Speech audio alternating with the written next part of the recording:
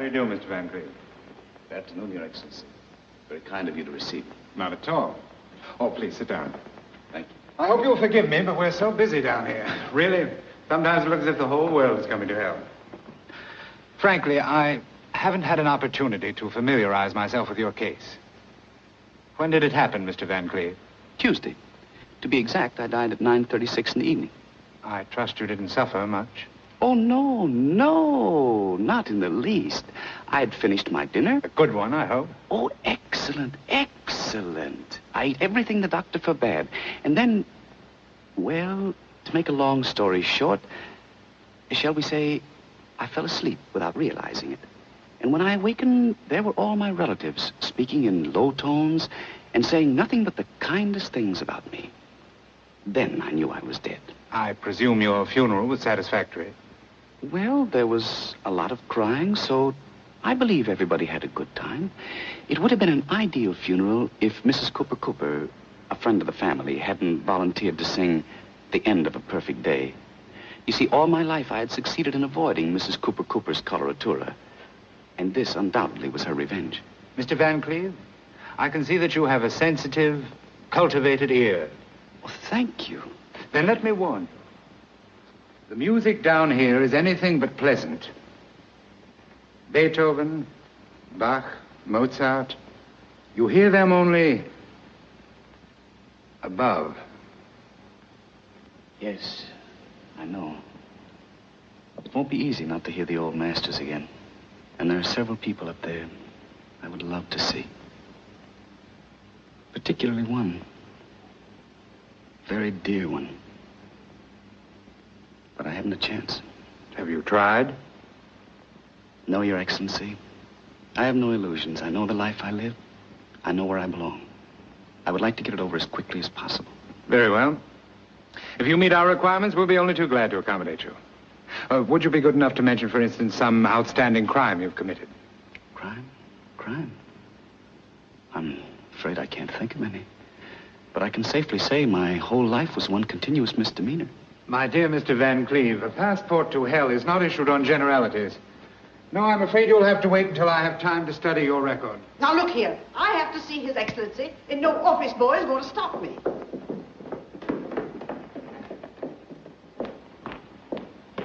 I beg your pardon, Your Excellency. Just a moment. I'm Edna Craig. Oh, yes, I have your record here. You'll be taken care of in just a moment. Really, I don't want to seem rude, but I don't think I belong here. In just Please don't a moment, misunderstand me. I think it's a charming place, isn't it?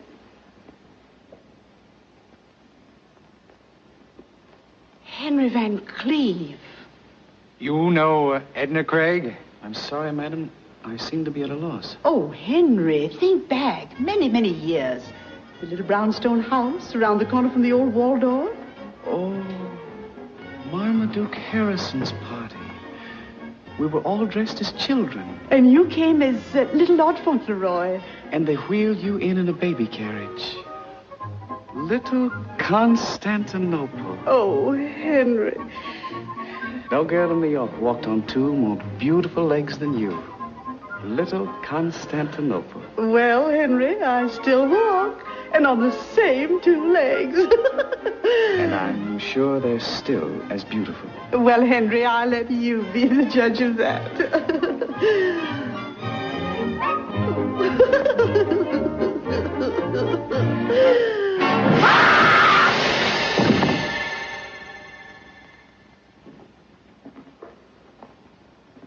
Those things are better left to memory.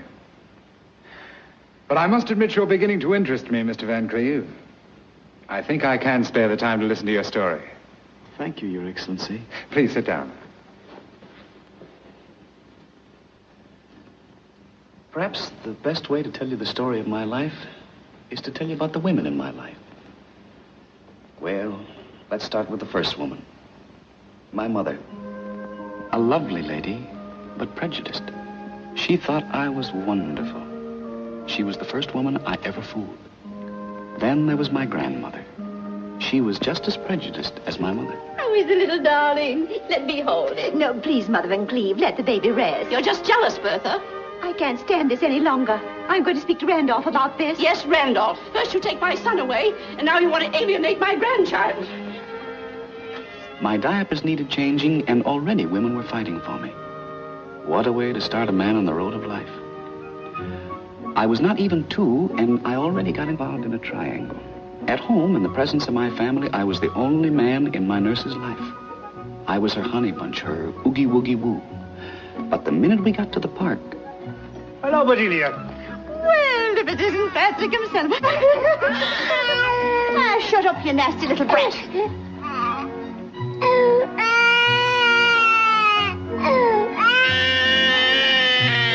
No wonder I became a cynic.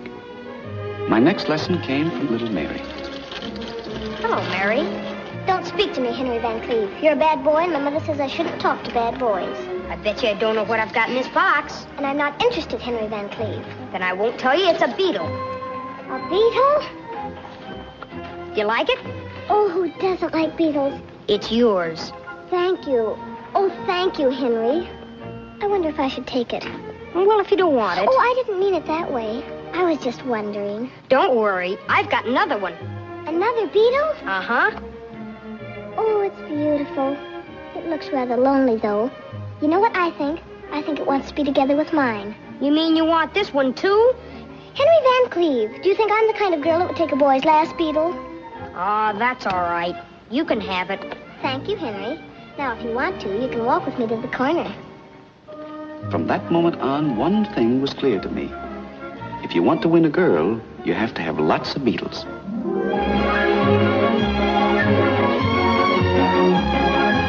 I was growing rapidly, and so was New York. Yes, New York was becoming cosmopolitan, and no household was considered fashionable without a French maid. So one day, a Fifth Avenue coach stopped in front of our house, and out of the coach and into my life came Mademoiselle.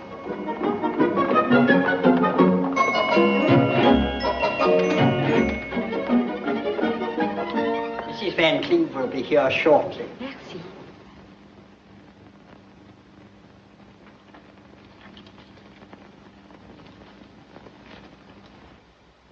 That's Mr. Van Cleve. Oh, monsieur, charmant, charmant. This is Mr. Van Cleve's father. He lives here, too. Oh, grandpapa, sweet, very sweet. And who is this darling little boy? That's the young master. He's not so darling. Bad boy? Not good. Good morning. Bonjour, madame. How do you do, mademoiselle? Your name is, Yvette Blanchard. Yvette Blanchard. Oui. The agency tells me that you've just arrived from France and are seeking employment in this country. Oui, madame. You have references? Oui, madame. May I see them, please? Naturellement. Voilà. Thank you. Oh, they're in French. Oui, madame. But believe me, toutes les références excellentes. Here, my last employer, Baroness Laird, wishes me to be such grand success in America that I shall never have desire to return to France. Oh, the French have such a continental way of expressing their gratitude.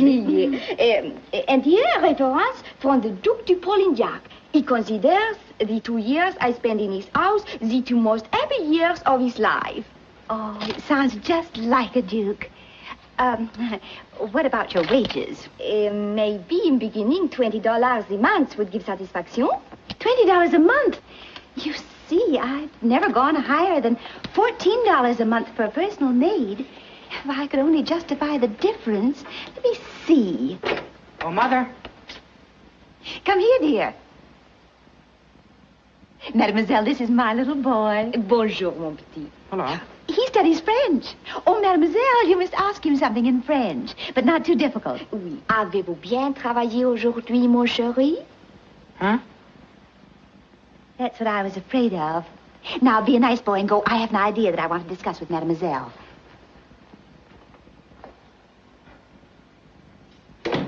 A brilliant child, but a little backward in his French. And it just occurred to me that... Oh, madame, it would be pleasure talk only French to little fellow. My whole vocabulary I may present to your baby. With me in house in 1 month, I assure madame will not recognize old son. And only for $20. Of course, that's $6 more than I ever paid before. But let's try it. Merci, madame. Au revoir, madame. Goodbye, mademoiselle.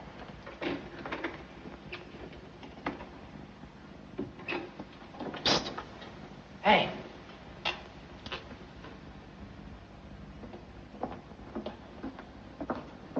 Oui?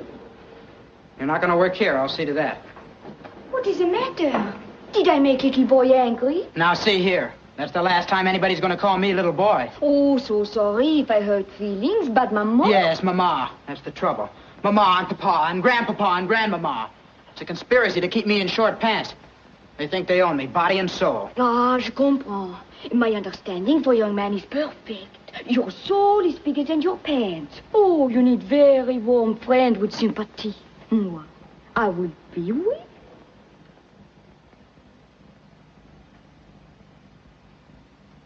I bet you couldn't guess in a million years what I have in my pocket. No, I do not know, but I'm sure it is something very bad, oui? Here. Oh, you smoke big black cigar? Sure, I'm going to smoke it. Any day now. Now we have very bad secret together, oui? That's nothing. I can tell you things that would rock Fifth Avenue to its foundations. Oh?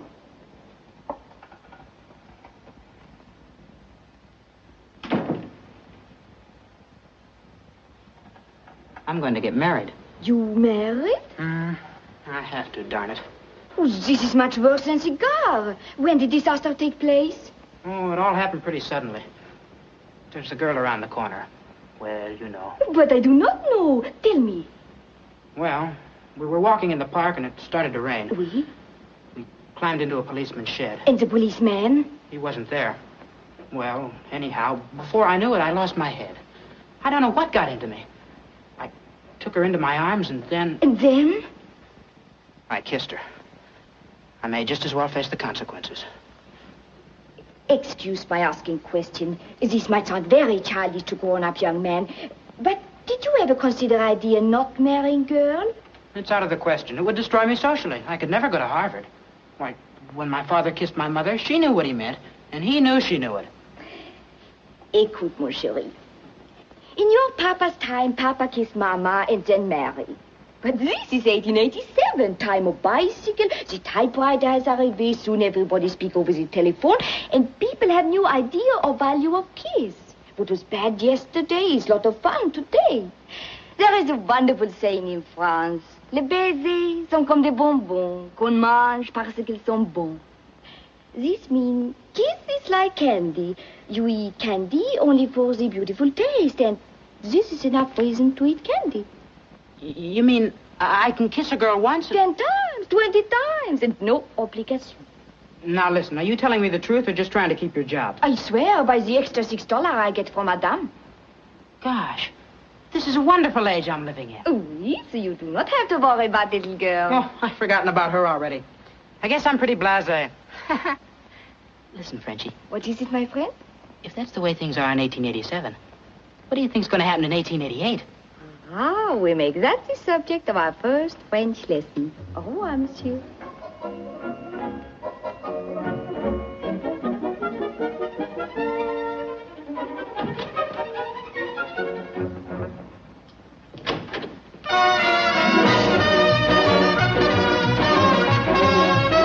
Mother? Yes, my baby? That girl is worth the extra $6.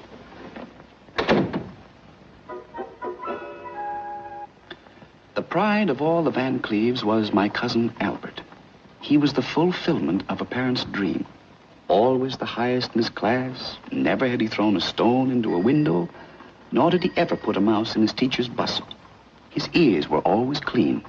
This, I think, will give you a rough idea of Albert. And I'll never forget the morning of my 15th birthday. The presents were waiting for me in the living room. But suddenly Father came running down the stairs, excited and breathless. Fogdo! Fogdo! Yes, Mr. Van Cleve. Tell Robinson to go immediately and get Dr. McIntosh. Tell him our little Henry is ill. Yes, sir. Oh, my poor baby. The boy's acting so strangely, Randolph. Randolph. Now, Bertha, we must keep a stiff upper lip. Randolph, he's talking all the time as if he were in a delirium. Well, what does the boy seem to be saying? Well, if I only knew Randolph. He's talking French, nothing but French. French? Oh, Randolph, our boy delirious in a foreign language. Now, Bertha, this is an emergency. We must do everything step by step. And the next move is to find out what the boy is saying. Flugdown! Yes, sir. Tell Mademoiselle to come to Master Henry's room immediately. Very good, sir.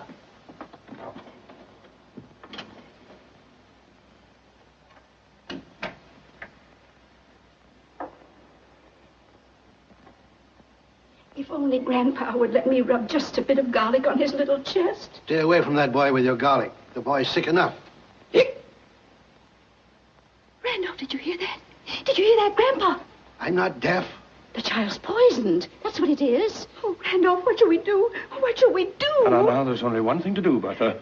Keep a stiff upper lip. But that won't help that poor poisoned boy. If I had my way, I know what I'd do. A big glass of cold water right in that boy's face, and I think he'd start talking English. You go, you barbarian. Please. Please. You give him pneumonia. Please, you mustn't do that. Oh, Mademoiselle. Did Madame send for me? Yes, Mademoiselle. Our little Henry. He's sick? Yes, Mademoiselle. Oh, excuse, Madame, I'll be right back.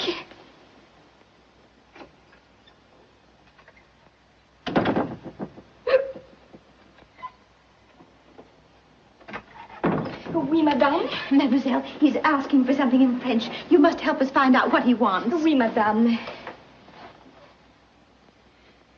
Look, he's smiling. He's far, far away. Why, he seems to be in another world. He's looking at Mademoiselle. I wonder what he sees. Yes, I wonder. Oh, je suis si malade. Mon estomac me fait si mal. Is he clear? Does it make any sense? Oh, his French is absolutely perfect. Such beautiful grammar. Mademoiselle, at the moment, we're not concerned with the young man's linguistic accomplishments. Randolph, don't be I'm harsh. sorry if I seem to have lost my temper, but the occasion is a trying one. If you could only tell us what the child is saying, it might help us to meet the situation.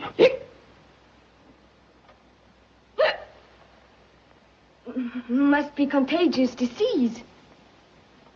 Son, step out with me a moment. Good morning.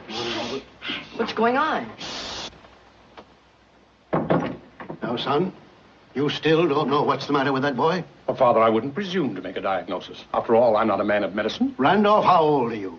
What an odd question, Father. I'm 43. Well, I think you are definitely old enough to be told the facts of life. What are you driving at, Father? Now, son, don't look at me with those big wandering eyes. It breaks my heart, but I'll have to shatter your childhood illusions. Randolph, my son, there is no Santa Claus. And that child of yours...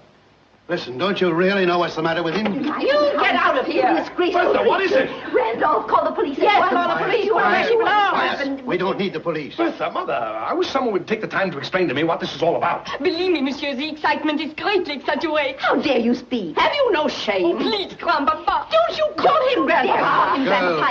Shut up. You Grandpapa. Go ahead, call me Grandpapa. Merci, monsieur. Merci beaucoup, monsieur. You are very kind. Yes, I'm very kind, but you'd better go and pack your things now. And if you're not out of the house in a very little while, I'll come down to your room and help you pack. I wish you would, Grandpapa. Oh, shameless. Leave this house. Go.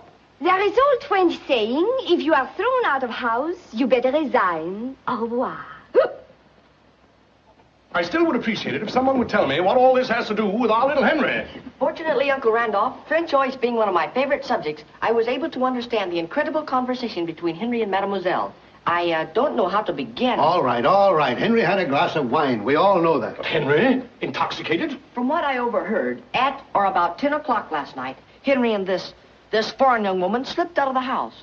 Before doing this, however, Henry wrongfully took possession of his father's dress clothes, including $20, which Uncle Randolph was negligent enough to leave in his pocket. Imagine they went to Delmonico's. Did they have a good time? They drank champagne. Our little baby drank champagne. Well, thank you, Albert. But that's not all, Grandfather. It seems, from what I could gather, that Mrs. Asterbrook of the Asterbrooks, who was sitting at an adjoining table, resented bitterly the idea of Henry dropping a nickel into her decolletage and complaining to the management because no chocolate bar dropped out of Mrs. Asterbrook. Mrs. Asterbrook, how can I ever face her? What a disgrace. I'm going to teach that boy a lesson. Yes, that's what he deserves, throwing nickels around like that. Knowing the Asterbrooks, I can tell you right now, we'll never see that nickel again. I have reached my decision. That boy is going to be spanked, and severely. Oh, Randolph, don't hurt him. Please don't hurt him. Please. He's such a baby. Well, I assume there will be no further birthday celebration. I'm afraid not. I believe I can utilize this time very beneficially, so I'll say goodbye. Goodbye, Albert. You're a real credit to the family. Thank you, Grandfather.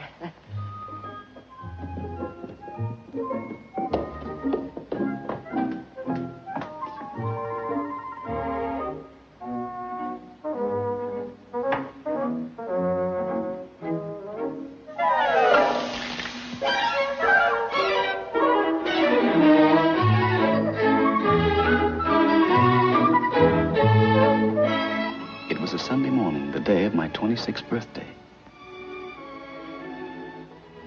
Oh, that boy. Well, at least poor grandmother, may her soul rest in peace, was spared seeing a day like this. Oh, Randolph.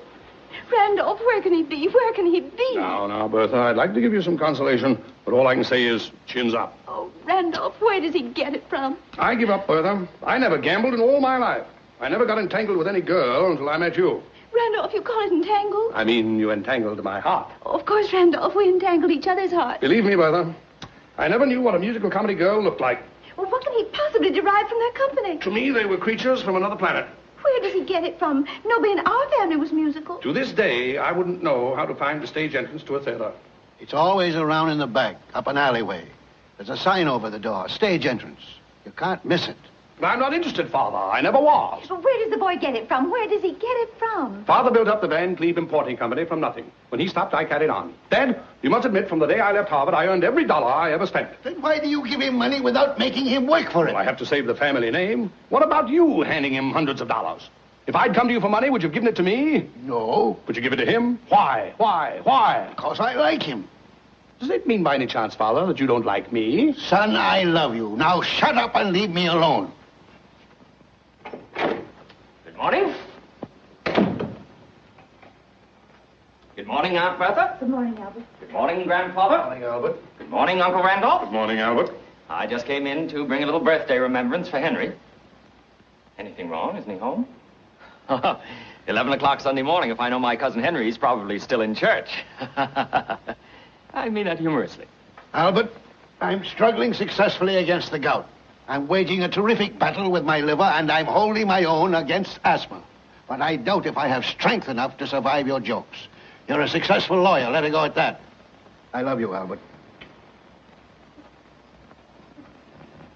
It was sweet of you to drop in, Albert. I hope you'll be here tonight. Thank you. I hope so, too. Otherwise, I'd be in the most embarrassing position as far as my future in-laws are concerned. Oh, we're so eager to meet your fiancée. How does she like New York? Yes, is she enjoying herself? Well, she's only been here 2 days, so naturally the impression is overwhelming. I took her to the aquarium, we rode up and down the elevator in the Flatiron Building, and naturally we ended up in Grant's tomb. Naturally.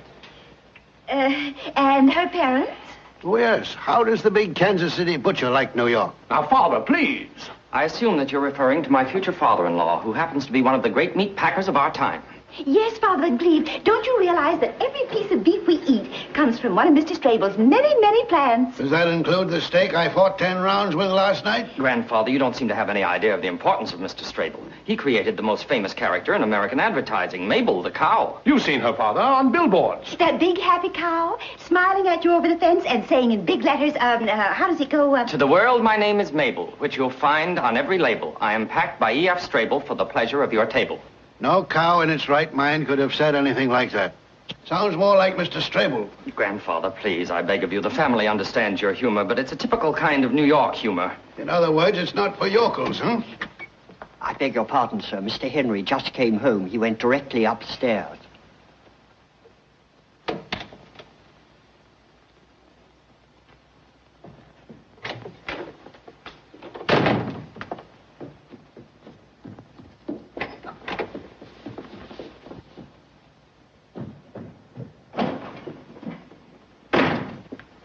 Aunt Bertha, when you see Henry, will you tell him that as a Van Cleve, I have the right to demand that he keep the shadow of scandal off our name? You see, my future in-laws are, so to speak, pioneer people, and... Packed by E.F. Strable for the pleasure of our table. Holy smoke! Goodbye, Aunt Bertha.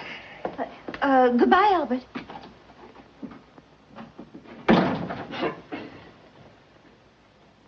Well, this time I was firm. Good, Randolph. What happened? We asked for $100, but I told him I'd let him have only 50. Randolph. And not right away. For the first time in 27 years of marriage, I feel like criticizing you. What do you want me to do, spank a 26-year-old boy? No, but at least I expected a verbal lashing.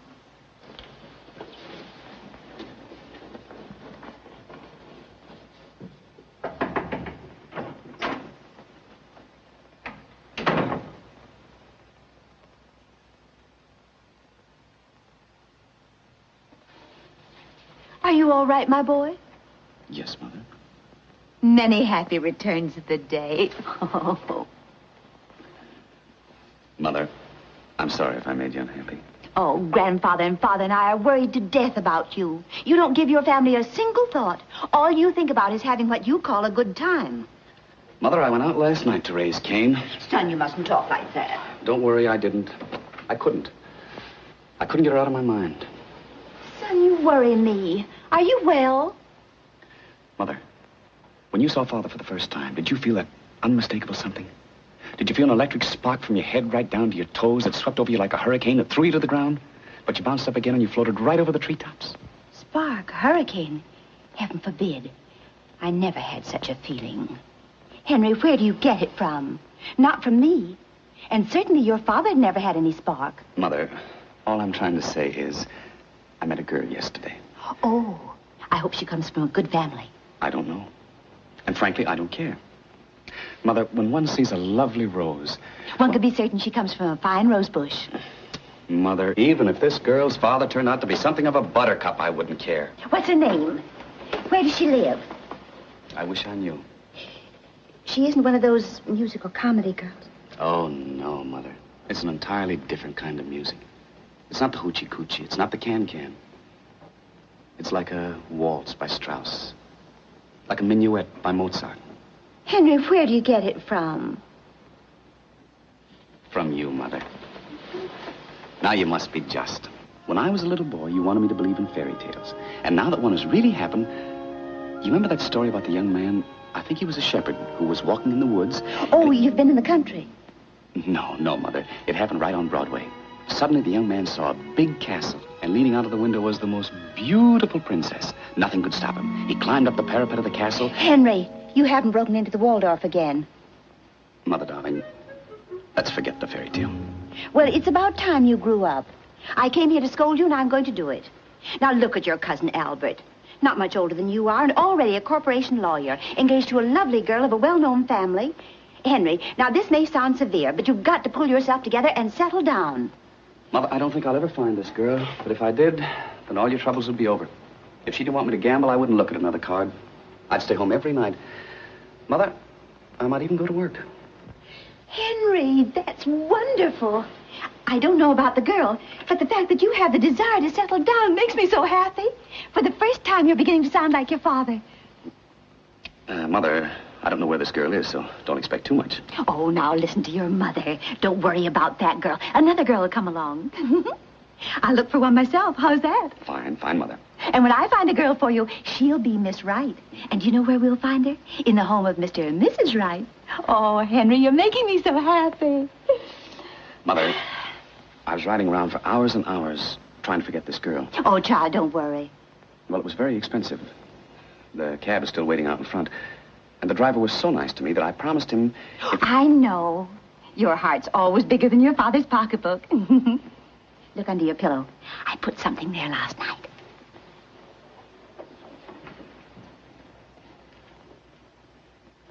Oh, Mother.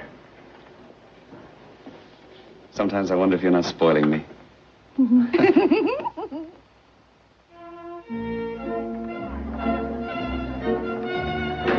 You dear? Well, thank you. This is a great occasion. You must be proud of your Albert. Yes, I think we have a pretty good son. And I hear the Strable family are... We couldn't ask anything better for our Albert. Oh, wonderful. Mr. and Mrs. Strable and Miss Strable.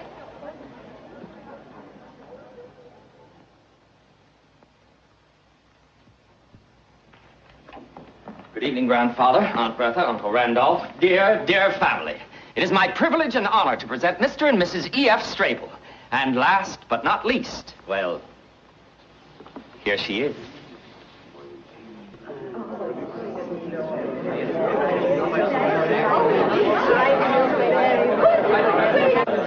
How do you do, madam? How do you do? I can't tell you how much I've been looking forward to the pleasure of meeting you.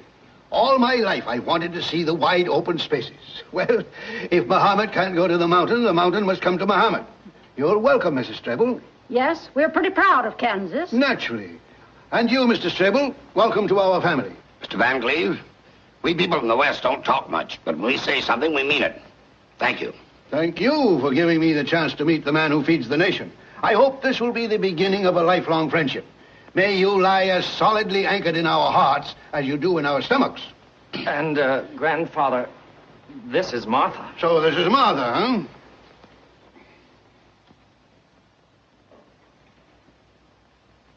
Well, Martha. Yes, Mr. Van Cleve? Grandpa. Yes, Grandpa. If I were about 50 years younger, I'd take you right away from that splendid young man you're going to marry and who's going to make you a wonderful husband. Kiss your grandpa.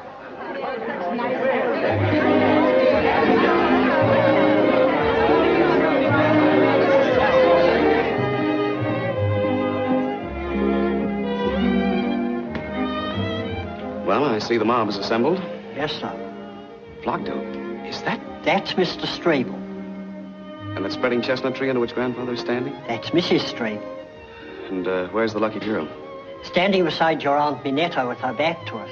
She's just turning round. Charming young lady, if I may say so.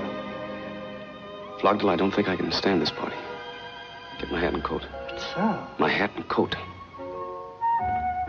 Henry, there you are. Many happy returns. Thank you. And now it's about time for you to come and meet the Strables. Where are you going?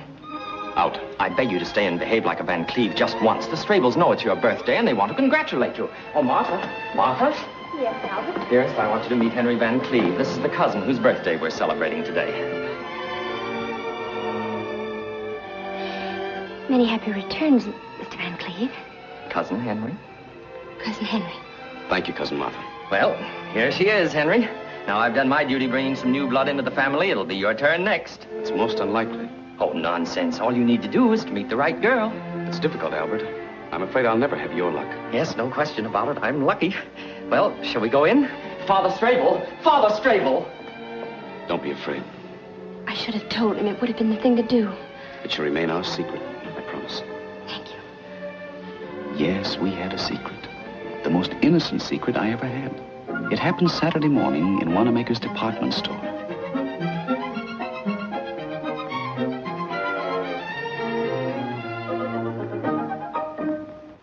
Hello, Mother. I'm at the hairdresser's. They're still doing my hair. Yes? Oh, yes. Just a moment, and I'll ask them how long it'll be.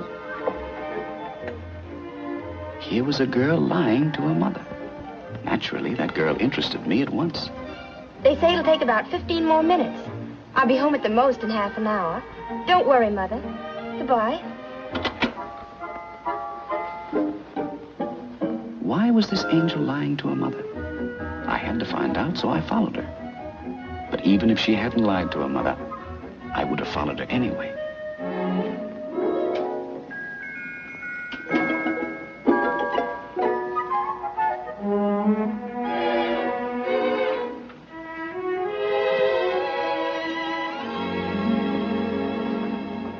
May I help you, miss? Thank you.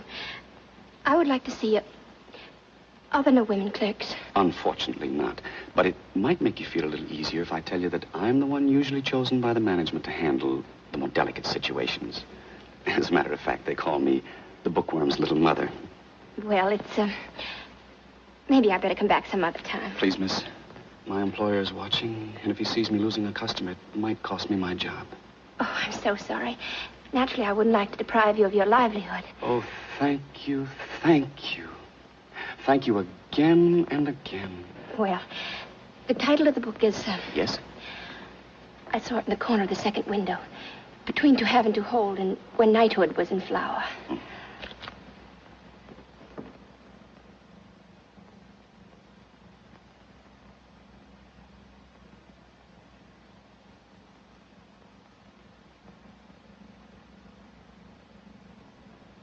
There you are. I probably should apologize. I imagine I should have called you madam. No, it's still Miss.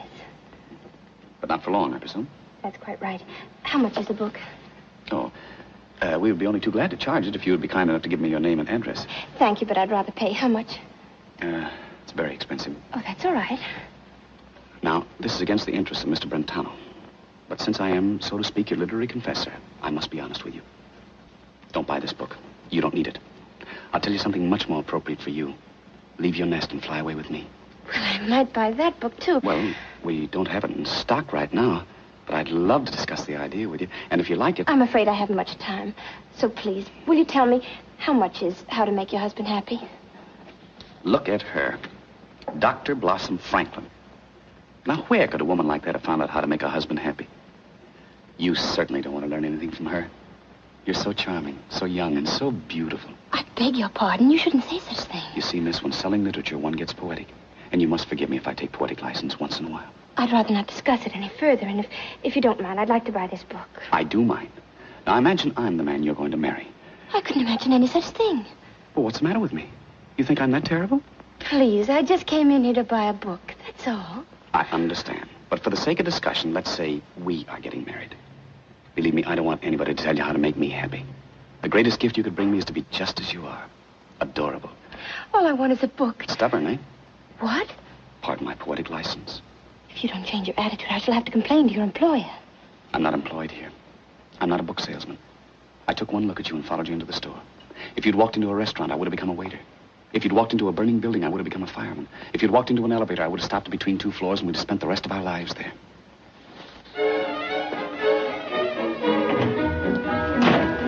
Please forgive me, but you can't walk out of my life like that. I think your behavior's outrageous. It's mad. I must insist that you leave me at once. Never, never. Ain't annoying you, miss? If he is, just say so. I'll take care of him. Am I annoying you? Tell the officer. No, the gentleman was just saying goodbye. Well, goodbye. Goodbye. This was our terrible secret.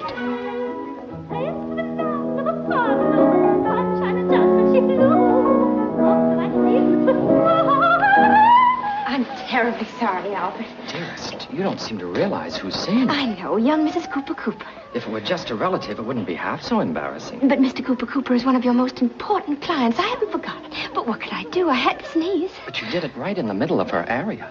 And 5 times. Because I had to sneeze 5 times. Albert, suppose someday in the future I had to sneeze. Then you sneeze, naturally. Don't you worry. After all, I'm taking you for better or for worse. Do you think you may have to sneeze again? I don't know. I can't guarantee it. Well, then let's not take any chances. Why don't you go in the library and rest a while and see how things develop? Make yourself comfortable. Read a book. I think I better go back for the encore.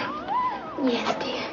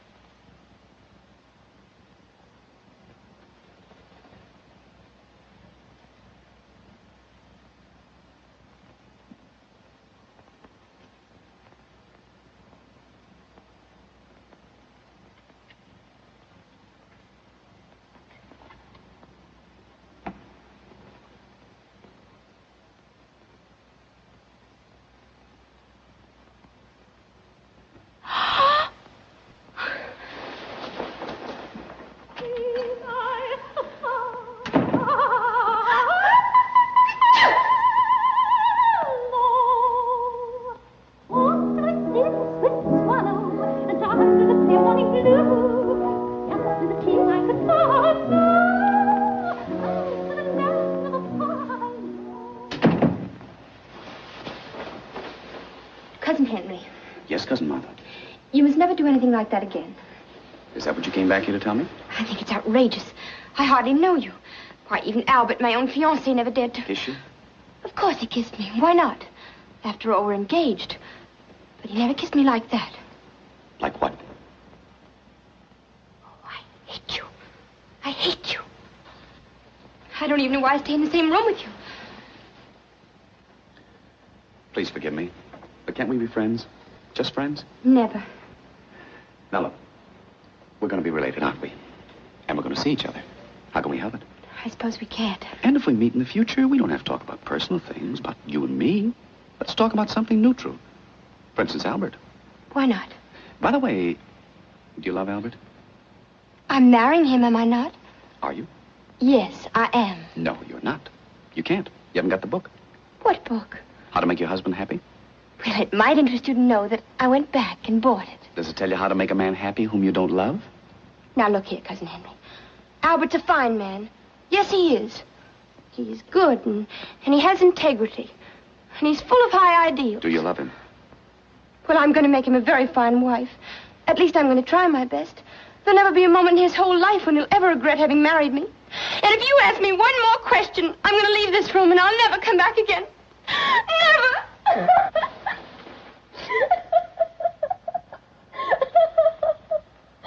I still can't understand it.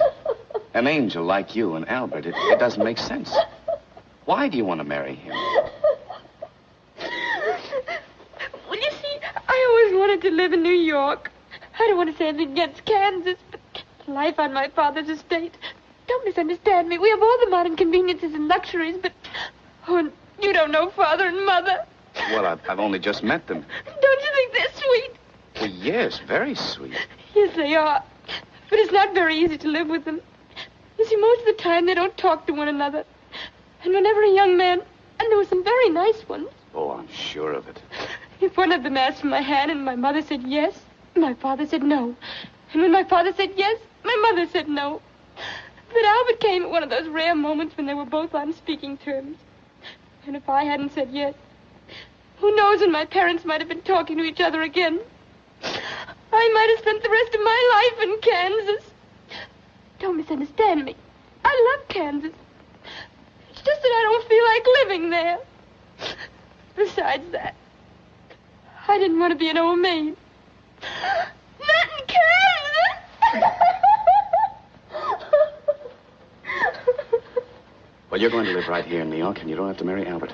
I don't know what you're talking about. Yes, you do. You're going to get married, but not to Albert. And yet you won't even have to change the initials on your linen. You're going to marry me. Oh, we can't do that. How can I marry you? I'm not even engaged to you. Martha, do you love me?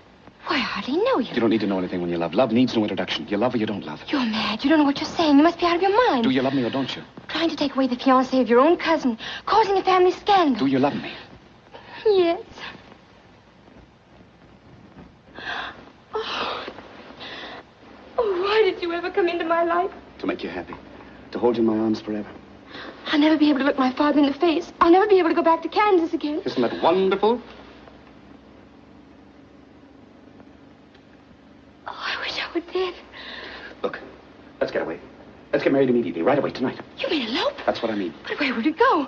Oh, I never did such a thing before. I feel so helpless. I haven't got a thing with me. Oh, I wish I were dead. When Romeo and Juliet ran away from home, they didn't stop to say goodbye. When Leander swam the Hellespont to his beloved, he didn't bother to take a suitcase along. When Tristan falls in love with Isolde, they have to sing for 3.5 hours. And all I'm asking you to do is to hop into a cab and drive to the first justice of the peace. What are we waiting for?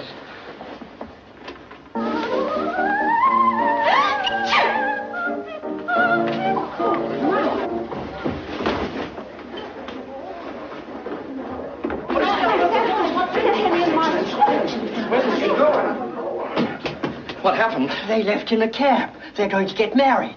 Married? Frederick! Oh, Randolph, where does he get it from? Now, Bertha, keep a stiff upper lip. Sir, I am still too dazed to express myself clearly, but I assure you that the sentiments of our family are with you. If this happened at home, my husband would jump on a horse and lasso them back. Don't you tell me what I would do. But there's one thing I am going to do. Disinherit her. She'll never see another nickel of mine. We came here from Kansas a happy family. Well, anyway, a family. We loved our Martha. Don't mention her name again. And if she comes crawling back to me on her knees, she'll find the door closed. And don't you open it. Please, dear family, thank you for your efforts to comfort me in my bereavement. But I feel there are others who need even more consolation than I do. Uncle Randolph and Aunt Bertha, you will have to forget as the years pass by that you are the parents of the guilty party. And you, Mr. and Mrs. Strable, well, there's very little I can say to sustain you. And to you, Mrs. Cooper, I offer our deepest apology for the unfortunate interruption of your beautiful aria. I would like to go on, but straight's too much.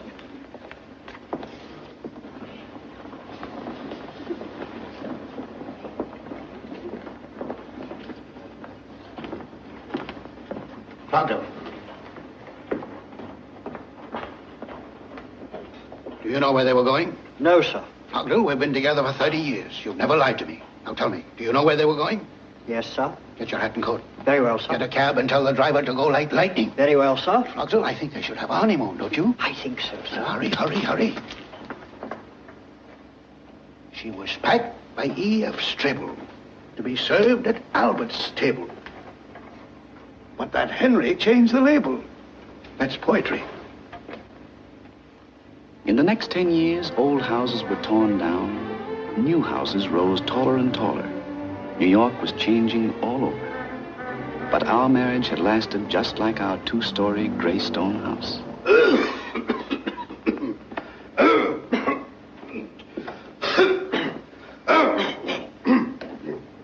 Good morning, Fogdell. Good morning, sir.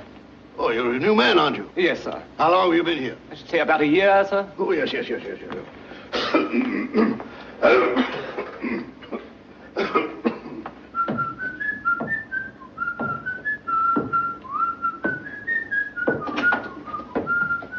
Jackie, Good morning, Daddy.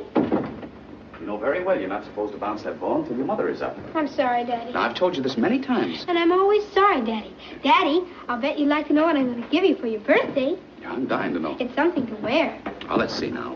Is it a tie? I'm not telling. I'll give you a hint. It has 22 colors in it. No tie can have that many colors, so it can't be a tie. It can't be, huh? No, I'm not saying it is a tie. But if it were a tie, there wouldn't be another one like it in the world. Well, I can believe that, Jackie. Daddy, how old are you going to be? 36? That's pretty old, isn't it? Well, I never thought about it, but I guess it is. Daddy, when you were as old as me, what kind of a kid were you? Well, I was very obedient. When my parents told me to go to bed, I went without arguing. I did my schoolwork, brushed my teeth every morning. Gee, Daddy, I guess you were a wonderful boy. Well, I suppose I was. And old Grandpa must be a terrible liar. Well, goodbye, Daddy.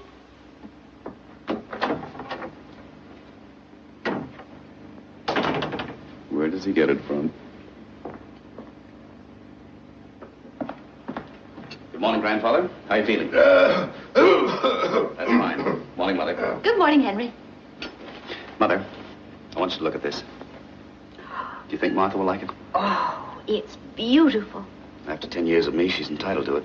Yes, 10 years next Tuesday, and you'll be 36. Mm-hmm. Oh, if your dear father could be here and share this happiness with us. I always thank heaven that he lived long enough to see you settle down, become a fine husband, good father, and a wonderful son. Well, it's all Martha. And only Martha. You know, Mother, I'm the luckiest man in the world. Yes, she's a fine wife, and she has a good influence on you. She's pretty lucky herself. Yes. Don't be a mother-in-law. By the way, isn't she coming down to breakfast? I didn't go into her room. The opera lasted until after midnight, so she's probably tired.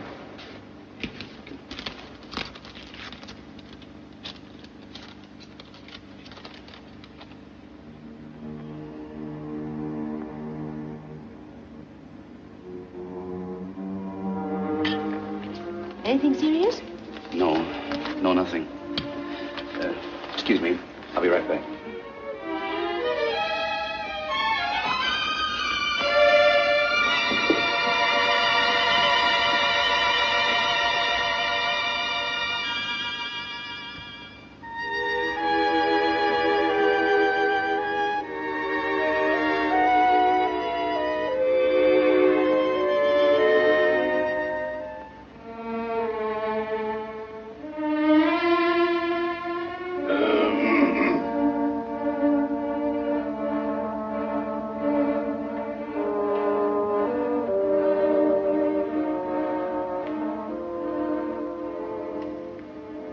Where is she?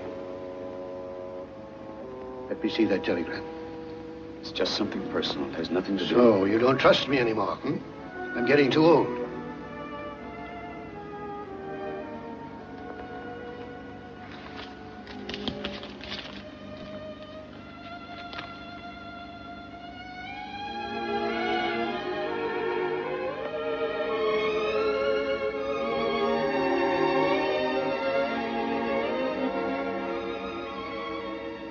Henry? You mean we've lost Martha? It's impossible. It's incredible. It just doesn't make sense. Martha leaving me. What'd you do? What happened? I don't know how I can go on living without her. Grandpa, I love Martha. I love her more than anything in the world. I didn't ask you that. I asked you what happened. I don't know. I always thought she was very happy with me. I don't know what she's heard. You know how people talk about anybody. No man is perfect. But running away like this, believe me, I can't see any reason for it. If a woman like Martha runs away from her husband, there must be a reason.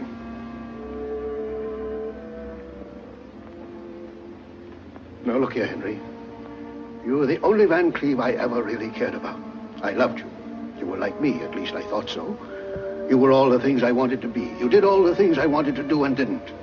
And now you've let me down. Grandpa, I can't live without her. What am I going to do? That's up to you. But let me tell you one thing. I'm an old man. I might have to go any day now. And if you can't make Martha forgive you, I'll be waiting up there right in the entrance. And if you ever dare to climb up that ladder, I'll hit you on the head with a baseball bat.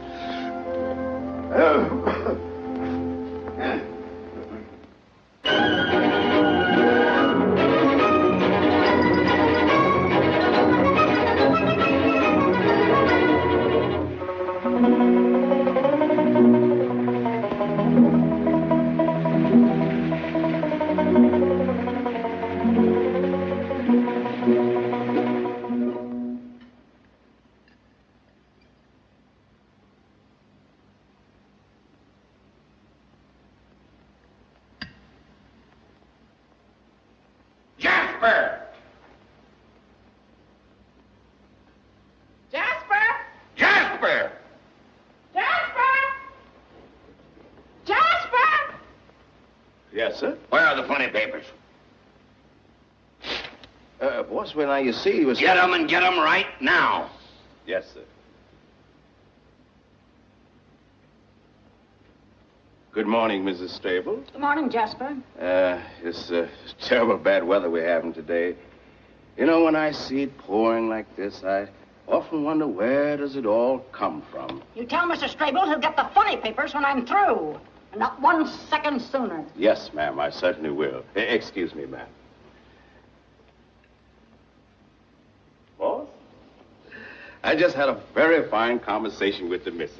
And she says if you just be good enough now to give the matter a little patience, as soon as she finishes the cats and jammer kids, I think I came down especially early this morning to find out if the captain got out of the barrel. This goes on every Sunday, and I'm not going to stand it anymore. Jasper! Excuse me, Mr. Strable. Yes, sir? You can tell Mr. Strable the captain got out of the barrel. Boss! Boss! Got good news for you. The captain is out. Ain't that fine? Now you can have a few more cakes. No, just a couple. I can't see how he could get out of that barrel. Why, that barrel had wooden slats nailed down on the top and the bottom, and there were steel bands all around it, and they left it in the middle of the desert. Now, how could he ever get out of it? You eat your cakes while they're nice and hot. In the meantime, I'll see what I can find out.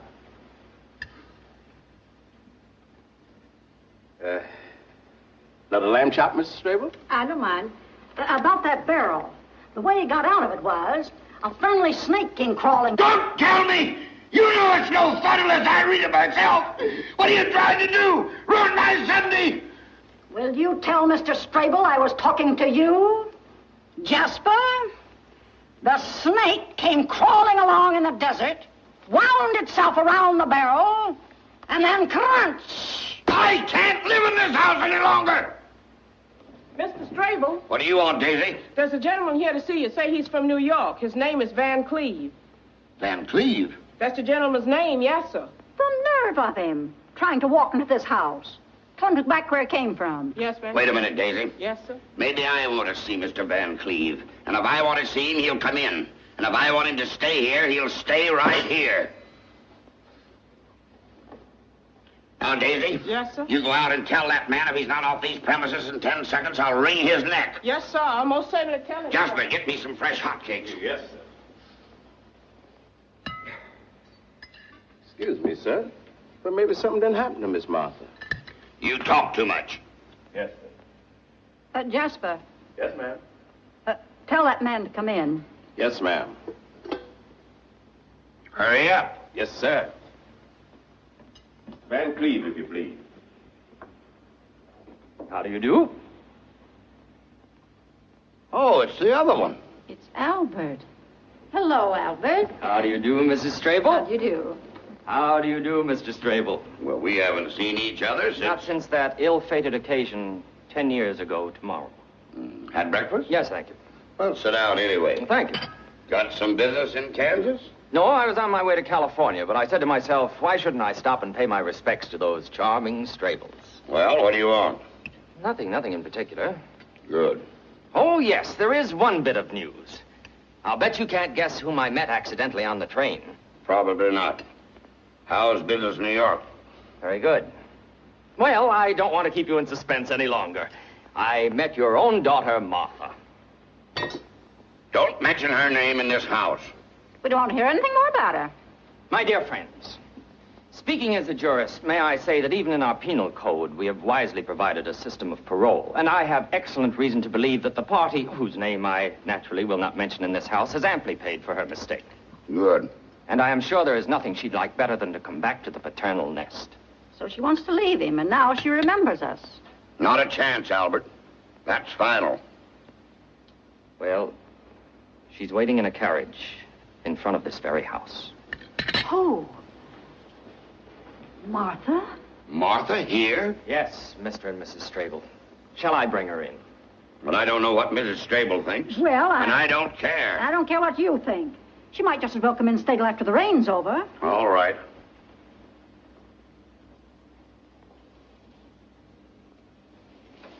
Oh, Martha! Martha!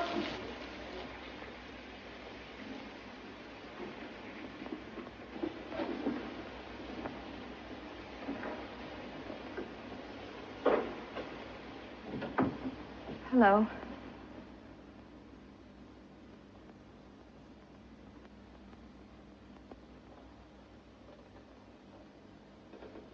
Hello, Father. Hello. Hello, Mother. Hello, Martha. Welcome home, Miss Martha. Thank you, Jess. We all missed you. Get out of here. You talk too much. Well, I assume there are things between daughter and parents that are better left to the daughter and to the parents, if you'll excuse me. Well, I suppose it was a pretty muddy ride from the station and all that rain. Yes, I suppose it was. Do you want some breakfast? Sunday morning, we got wheat cakes. Thank you, Father, but I'm not hungry. Well, the place hasn't changed much, has it? No, it looks exactly the same. Maybe now you'll appreciate your home. It took you 10 years to find out that we were right. If you'd listened to your mother... And your father, things might have been different. I think I'd better be going. Oh, you're getting touchy, huh? But if anyone has a right to be angry, it's us. But we're willing to let bygones be bygones. After all, we're not made of stone. If a daughter comes home and is sorry... I'm not sorry, and I don't want your forgiveness. Then what did you come home for? I came here because I felt I wanted to see you. If you expect me to get down on my knees... Now, forget it. After all, you were young, and it probably was all the fault of that... Please, Father. I don't want to hear a single unpleasant word about the last 10 years, or I'll have to go. Martha, you look so tired, dear. Well, no wonder, after all. Can't you keep still? It's all dead and buried, and let's forget it. Come on, let's go upstairs. You're going to have a nice hot bath, and then you're going to lie down and rest. Now, how's that, huh?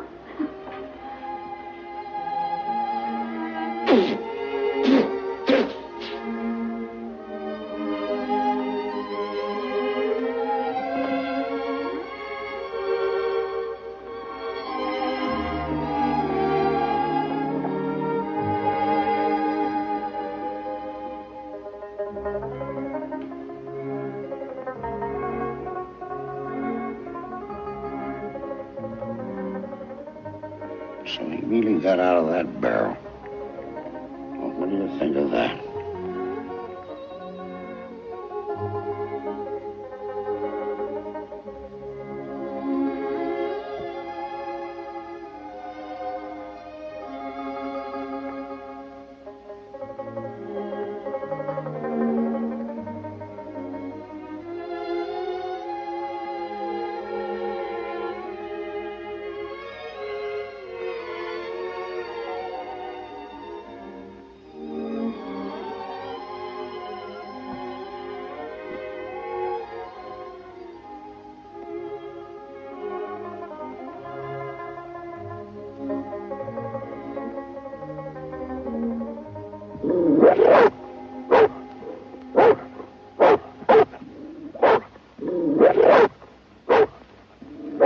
Jasper!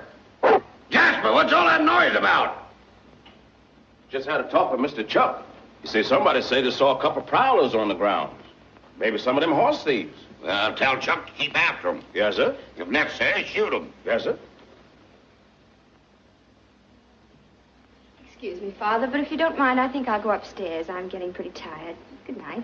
Good night, Martha. Good night, Mother. Good night, dear.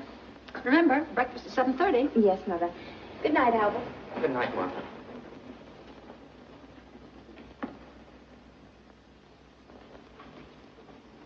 Martha.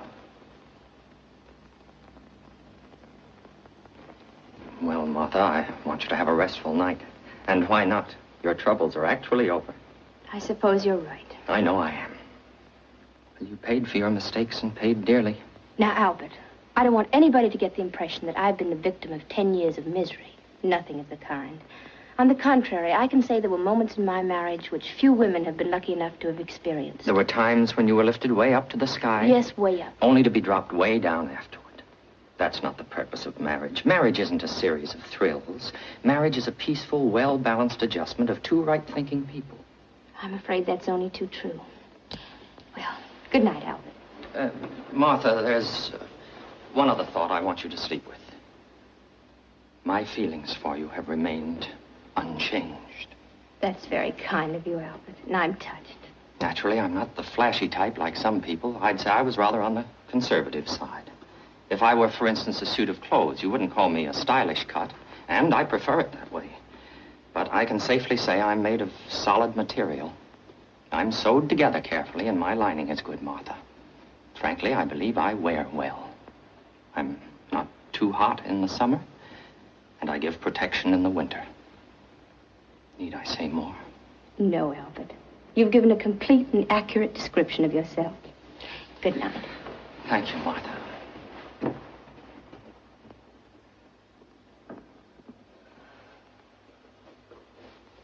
Miss Martha. Yes? Excuse me. That horse thief we were looking for. Did you catch him? Yes, ma'am. He's in your room, waiting for you. In my room? You mean? Yes, miss. That's him.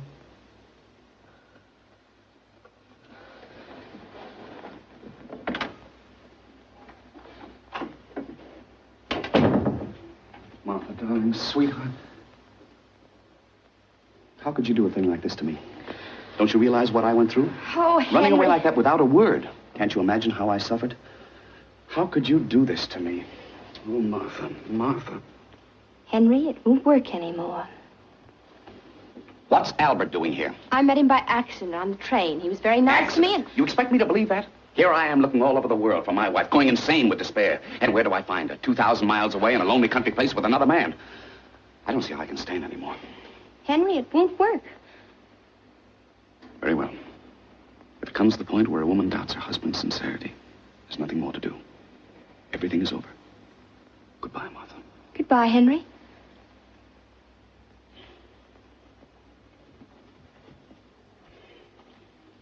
Martha, I really mean this. I'm going. I know you mean it, Henry. All right.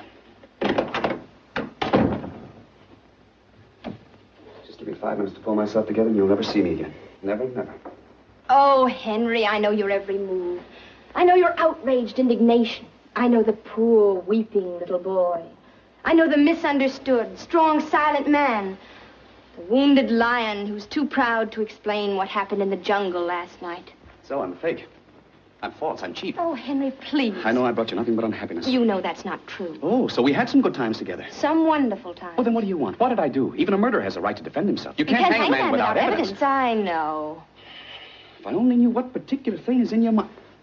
Have you seen that Minetta recently? Yes, of course I've. Oh, well, now everything is clear. This is something I didn't even want to mention to you. It's so unimportant. When she saw me, yes, I was at the plaza having tea, and at the table with me was a very handsome young woman, but believe me, there was nothing to it. I would have come to you and explained to you myself. But you didn't want to make me uncomfortable, even for 1 second. Yeah, that's right, darling. That's exactly right. Henry, it won't work. And besides, Aunt Minetta didn't say one word about you. And as for the very beautiful young lady at the plaza... Darling, I can easily explain that. Oh, I know you can. You're a master at that. All right. I'm fighting a losing battle. I don't love you. I never loved you. I love everybody in New York more than you. There you go again.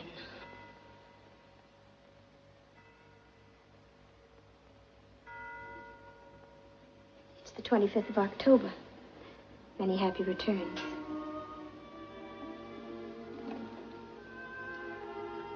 Thank you, Martha. But it's something much more important than my birthday. It's our anniversary. 10 years ago today, I was almost as much in love with you as I am right now. It's very difficult for a woman to send her husband away on their 10th anniversary. Especially when he speaks as beautifully as you do. But I must do it. All right, darling. I know it's all over. I'm sure you'll find someone else who will be really worthy of you. But let's pretend, just for a minute. Happy anniversary. You like it? I'd say it cost at least $10,000. For that money, it's a very good purchase. Well, Martha, how can you talk like that? If you'd only forgotten to give me this bracelet, I probably would have been foolish enough to be in your arms right now. You've no idea what a mistake you made. The magician played one trick too many. The other day, I was having a new photograph made of Jackie and me. I wanted to have it the right size to fit into your wallet. So I slipped into your room. This fell out of your wallet.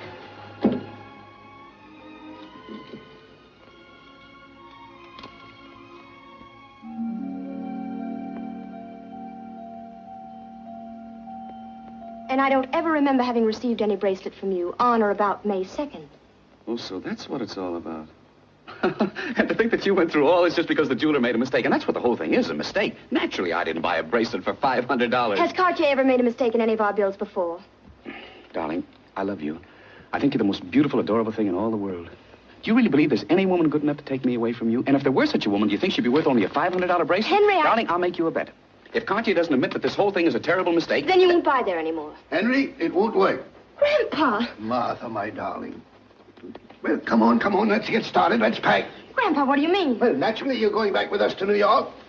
Well, what are you staying there for? You're making a pretty bad job of it. Come on, sweep her off her feet or we'll miss the next train. If I can't make her happy, then I don't want her to come back. Yeah, that's better. No, I mean this seriously. Well, that's why it's good. Look, Martha, let's face it. You want a divorce. I see no other way. What about Jackie?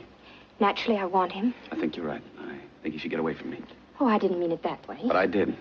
I adore the boy, and therefore I think he shouldn't be with me. Well, I don't think a child should be deprived of his father. Do you want him to grow up to be another Henry Van Cleve? And on his 36th birthday, make his wife as unhappy as I've made you? Are the rest of your things in the closet, Martha? Yes. For instance, do you know what our little Jackie did the other day? What? He bought some ice cream for a little girl. Well, what's wrong about that? I think it's charming.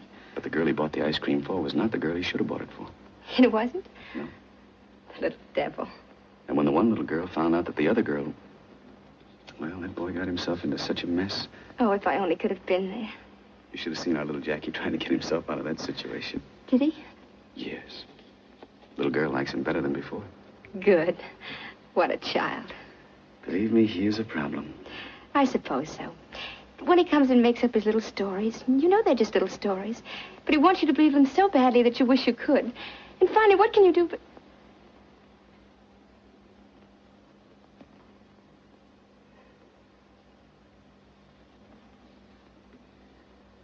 Happy anniversary. I'm still too confused. I've got to collect myself.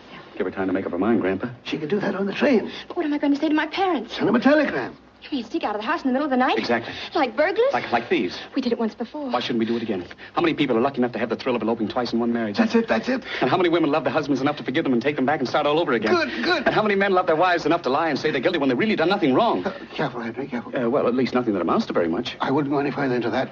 Oh, come, we'd better get started. I'll see if the coast is clear.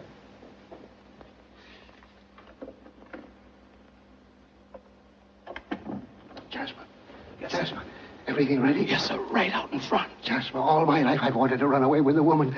And Jasper, it's happening. Thank you, sir.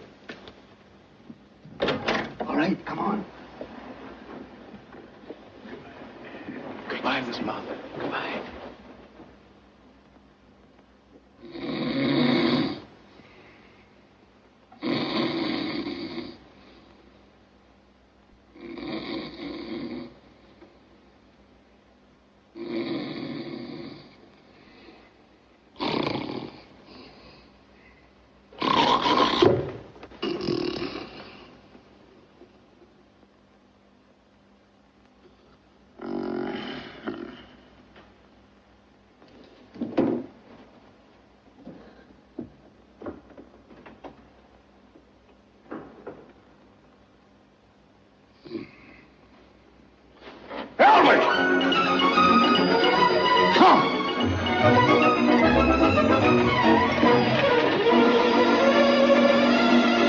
And so farewell, dear E.F. Strable. We'll take Martha, you keep Mabel. Yippee!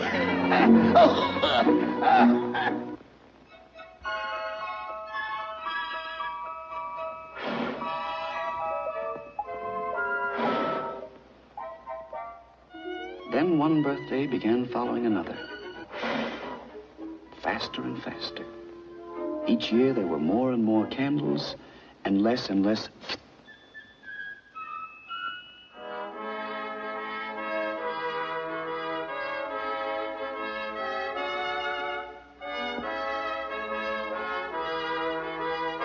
Yes, I became 45. Then came 46, 47. And I stopped counting. On one of these birthdays, Martha and I, just the two of us, went to the Follies. I'm the sheik of Araby. Yes, indeed, he's the sheik of Araby. Your love belongs to me. We're in love, as you can see. At night when you're asleep. Late at night when the moon is shining bright. Into your tent I'll creep. Down the creeping when we're asleep. The stars that shine above. Way up high in the sky up above. Will light our way to love. We'll light our way to love. You'll rule this land with me. How happy we will always be. The sheik of Araby. Suddenly, I noticed a very attractive girl coming down the staircase. To me, she was just another attractive girl, but I must admit, attractive.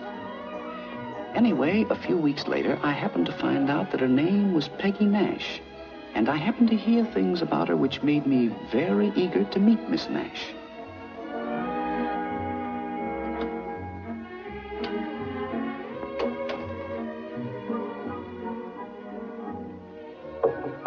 Yes? Mr. Jones to see you. I'll be out in a minute.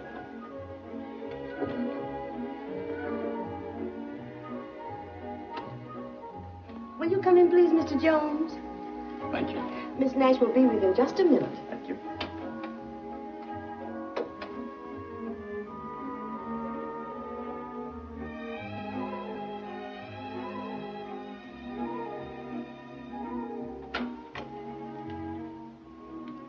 How do you do, Mr. Jones? How do you do, Miss Nash? Won't you sit down? Thank you. Thank you so much for those beautiful, beautiful roses. When I saw you the other evening at the Follies coming down that stairway, I said to myself... That's the girl of my dreams? That's right. You see, Miss Nash... Call me Peggy. Well, this is delightful. Hello, Peggy. Hello, Jonesy. Well, Jonesy, let me tell you. That note that came with your flowers... You liked it? Who wouldn't? It was so full of charm. It was so sweet. It had all the quaintness of bygone days. Really? Yes, you know, men don't write that way anymore. Oh, why? There's so few of you left. Miss Nash, to tell you the truth, I didn't exactly come up here to be admired as a museum piece. Now, Jonesy, don't be touchy. Yeah. Anyway, Miss Nash... Peggy? Anyway, Peggy, I'm sure it's a waste of time to talk of the past, when the present can be so lovely that one anticipates a most delightful future. Oh, thank you, Jonesy. What a difference. You know, the moment you meet somebody of today, he says, how about it, babe? Where do we have supper? And the next moment he pulls out a diamond bracelet. And before you know it, there it is on your wrist. How crude. How crude. Yes, very crude. And let me tell you, a bracelet hastily presented is usually selected hastily, whereas a bracelet chosen with care... Has better stones? The very best. Oh, Jonesy, Jonesy, you make it all sound so wonderful, but how could I explain such a gift to... To whom?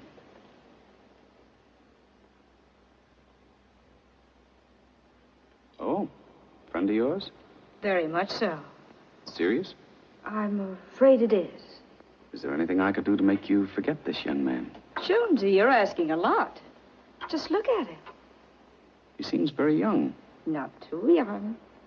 Would it be indiscreet of me to ask who this young man is?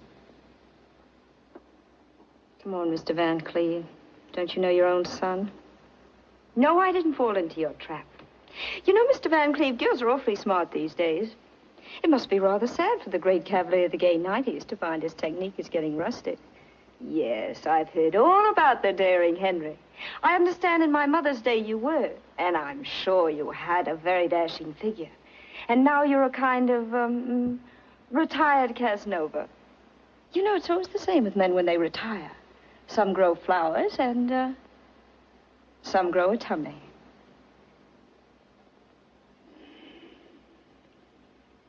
Miss Nash, my son means very much to me. He means very much to me, too. How much? Oh, yes, that's right, of course. In your day, girls used to wait for the old-fashioned father to come with a big checkbook to pay off. I'm sure that happened. Well, that's one thing that hasn't changed. Shall we say 5,000? 5,000? Oh, Jonesy, you underestimate me. I'm much worse than that. To get rid of somebody as terrible as me is worth, well, I'll make you a bargain. $25,000. All right. I'll send you the money. Before lunch? Before lunch. Goodbye, Miss Nash. You've been perfectly charming. And so have you. And you hope never to see me again. I wouldn't say that. Miss Nash, now that our problem has been solved, I would like to ask one slight question. Not that it matters, but I'm just curious, and I would appreciate an honest answer. I give you my word. Suppose you didn't know I was Jack's father, and you happened to see me on the street or in a restaurant. This is just an academic question. How old would you say I am? Well, I'd say about 50. That old? Oh, I'm sorry. I didn't mean to hurt you. Oh, no, that's perfectly all right. Thanks very much. Excuse me, but how old are you? 50.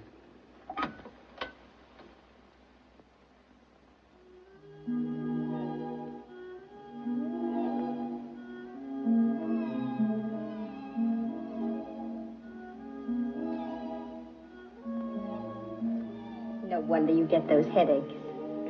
Thank you, darling.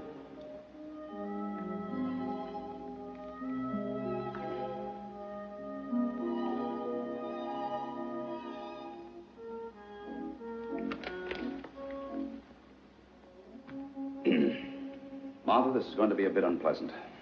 I've tried to keep it from you for some time, but now I think I'd better tell you. I know. You don't love me anymore. Now, darling, don't try to be funny. It's about Jack. Now, will you please stop worrying about Jack? If he wants to stay out late, what of it? If he's ever going to have any fun, now's the time. Don't spoil it. Martha, this is serious. Very, very serious. I just happened to learn the boy got into the clutches of a certain girl. I went to a great deal of trouble, believe me. It wasn't easy. But I managed to find out who the girl was. You mean Peggy Nash? Where did you... How did you know? Oh, I forget. Someone told me.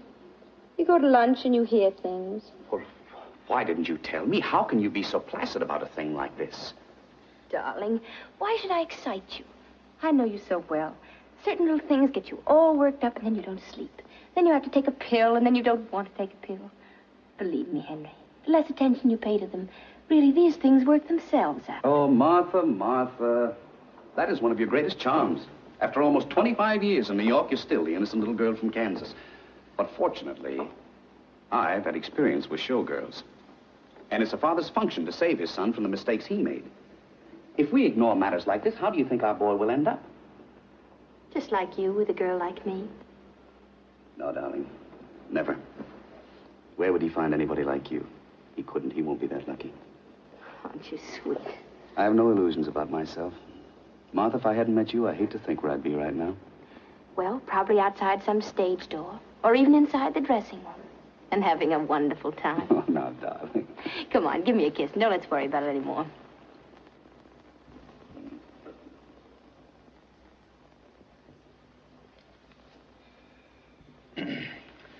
Martha, I just want to get your viewpoint. You think it would be a bad idea, just to be safe, if I looked up this girl and, And what? well, maybe just to avoid complications, ask her to leave the boy alone. And if necessary, buy her off? Now, Henry, don't even consider anything as foolish as that. All right. It's just a thought. you want me to, I'll drop it. Good. How much did you pay the girl? What do you mean? Don't I know my Henry and his innocent eyes? I beg your pardon, sir, but you told me to let you know when Mr. Jack arrived, sir. He's just come in, sir. Thank you. You see, he's home early for the first time in weeks, and I'll tell you why. He went to the theater as usual, and she gave him his walking papers. And the poor boy is probably all upset. I hope he is. And Martha, don't you baby him. Don't you spoil what I've done. Hello. Hello, sir. Hello, Mother. Hello, Father. How are you, Jack? Fine. You look a little depressed. Well, me? Well, I never felt better in all my life. Besides that, I could use $100. $100? What for? Well, I want to throw a little party tonight. Take someone out. Oh, I see. Tell me, whom are you going around with these days, Jack? Now, Martha, that's Jack's personal life, and we shouldn't pry into it. Here you are, Jack.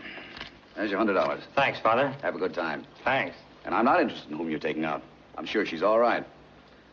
Anyway, it's none of our business whether you're taking out Mary Jones, Helen Smith, Mitzi Glutz, or Peggy Nash. Peggy Nash? Father, what is this? Are you trailing me? Where'd you hear that name? I don't know. Martha, where did we hear that name? I don't know, and don't ask me. Well, one has friends, and, yes, and one goes to lunch. Tell me, isn't she a Follies girl famous for coming down a staircase? Well, now, look, we're all grown up, aren't we? Why, certainly. Well, I had a crush on her. Ah, and why not? Why shouldn't he? I don't know, and don't ask me. I understand she's a very attractive girl. Oh, she is. And I took her pretty seriously. Oh, you did, huh? Yes, very. And then after a little time... Yes? I got tired of her. Oh, you did, huh? So then I faced the problem of how to get rid of her. You know, things like that aren't easy. I should say not. Don't ask me. I didn't ask you. I merely made a statement. Go on, Jack. But after all, what could she do to me? I hadn't promised her anything. You hadn't? I should say not. I wasn't the first romance in her life. You know, I'm no baby. But nevertheless, you went there expecting a lot of trouble, didn't you? Yes. But to my surprise, she was so big about the whole thing and let me off so easily. Oh, she did, huh? Well, isn't that fortunate? Yes. You know, she was so wonderful about the whole thing that I almost fell in love with her again. Oh. Oh, but it's all over now, and I'm glad of it. And so am I. And so am I. As a matter of fact, I never was happier in my life. And while we're on the subject, Jack, I think you're getting to the age where you should start to look around for a really nice girl. Oh, I don't have to look around. I've met her already. Oh, you have? A wonderful girl. The most wonderful girl I ever met in my life. Really? Well, isn't that nice? Tell me, who is the young lady? Is she someone I might know? A New York girl, perhaps? Oh, no, she comes from Philadelphia. Oh, from Philadelphia. Somehow Philadelphia always sounds right, doesn't it, Martha? Yes, it does. Tell us who she is. Yes, tell us. Well, have you been to Earl Carroll's Vanities? You mean this girl comes down a staircase, too? Oh, I should say not this girl. This one slides down the banister, falls right in the orchestra, and lands bang, right on the big drum. Oh, you'll be crazy about her. Well, see you tomorrow. I have to run along.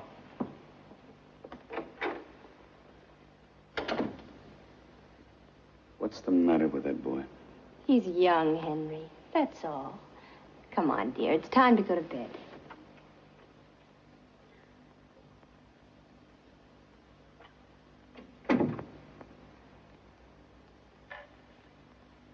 Martha, I want to ask you something, and don't spare my feelings. Be absolutely frank. I always am.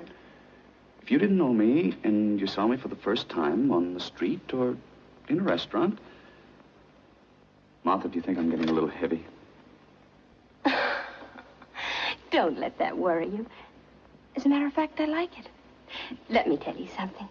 Nearly 15 years ago, when you and Grandfather brought me back from Kansas, I still didn't feel that you really belonged to me, and only to me. I can't put my finger on anything definite, but still, whenever I wasn't with you, I was always a little uncertain and nervous about my little Casanova. And then, one day, I noticed that you began to have a little, well, just a little tummy. Then I knew I was safe. From that moment on, I knew that you were really mine, that you'd settle down. Now go to bed, darling. You've had a hard day. Good night. Good night, dear. Yeah, Yes, we were married 25 years. We were celebrating our silver wedding anniversary.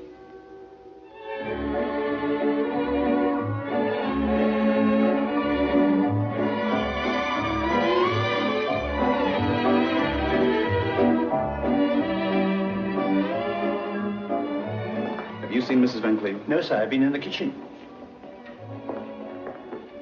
Jack, is your mother upstairs? No, I haven't seen her.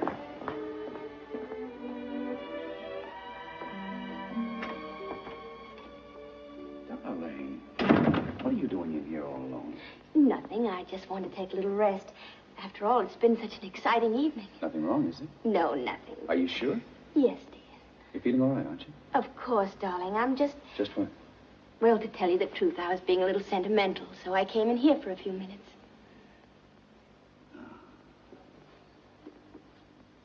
Yes. This is where it all started. 25 years ago. I was standing over there by that desk. No, you were sitting in the chair. Yes, you're right. And then you came in and you stood by the desk. Then suddenly you started walking toward me. Very slowly, very slowly. I could count every step. Oh, you were such a frightened little girl, and the closer I came, the more frightened you were. Darling, I want to make a confession. After all, we've been married 25 years. What is it? I wasn't frightened at all. You weren't? Not at all. And when you were walking toward me so very slowly, do you know what was in my mind? No. I thought, what's the matter with him? Can't he walk faster?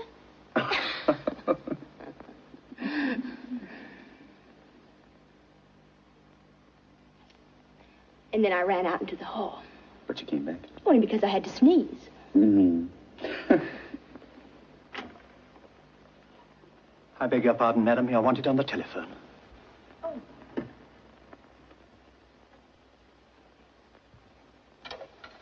Hello? Yes, I called you. Well, it's really not important. Yes, everything is all right now. I'll call you soon. All right, tomorrow.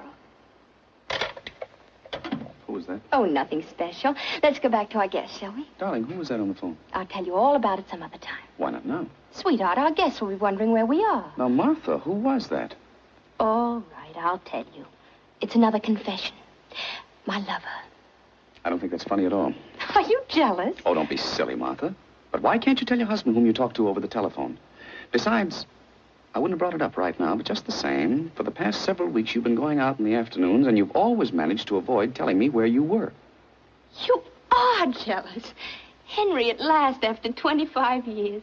Thank you, darling. Martha, whom did you talk to? Darling, don't be a baby. What dashing young cavalier would be pursuing me? Plenty. You're still very attractive, and you know it. Henry, I don't think you realize how sweet you're being at this moment. No husband could have said anything lovelier to his wife on their 25th anniversary. Imagine if 25 years ago I hadn't sneezed. I wouldn't be the happiest woman in the world right now. Are you? Yes, Henry.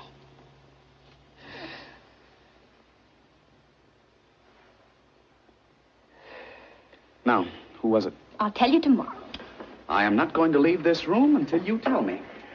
Well, knowing my obstinate little boy, you promise to be sensible and not make a mountain out of a molehill? I promise. Now. Well, you know how women are. We have too much time on our hands, and we begin to imagine that there are things wrong with us. And I'm no exception, so I've been going to a doctor, that's all. Darling, I feel like a fool. Now, I have a confession I must make to you. I really was jealous. Martha, what did you go to the doctor for? What's wrong? Nothing, really. Well, so that's why you came in this room. You weren't feeling well. Darling, is it serious? I tell you, it's nothing at all. Just a little dizzy spell. Darling? Now, you promise to be sensible. Come on, let's dance. Martha, what did the doctors say? Listen, dear, if I take 5 drops 3 times a day, and if you don't worry about me too much, we'll both live to celebrate our golden anniversary. Now, come on, let's dance.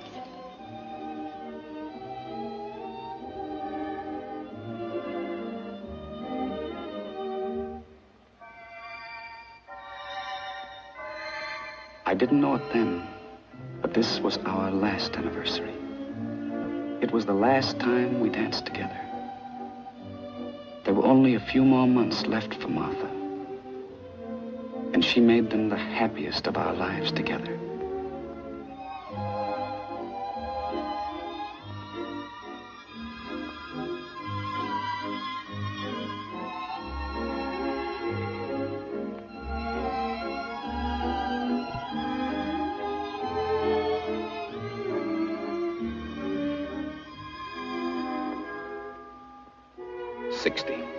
Yes, I was 60. Jack insisted on celebrating. And here are my relatives who came to make this birthday an occasion of riotous gaiety. Cousin William, 73. Aunt Minnie, who admitted to 81. The total age of this scintillating assemblage was over 1,400 years. I believe Jack gave this party on purpose to remind me that I was contributing 60 years to that 1,400.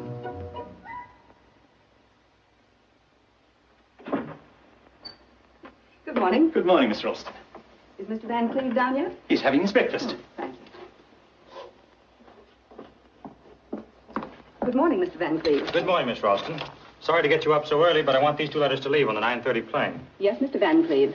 And when you get back to the office, will you please see that I get a complete domestic report from every department before noon, because I may go to Chicago. Very well.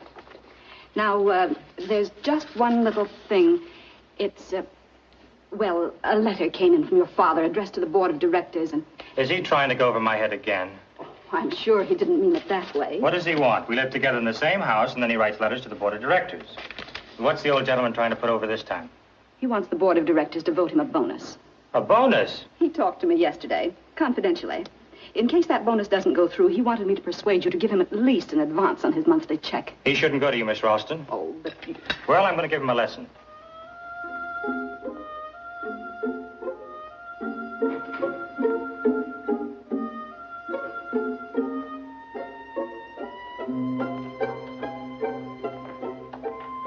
And Miss Ralston, if my father ever talks to you again, tell him that he ought to be ashamed of himself and that you are in no position to deliver any messages. Yes, Mr. Van Cleve. Why, Mr. Van Cleve? Is he in a bad mood?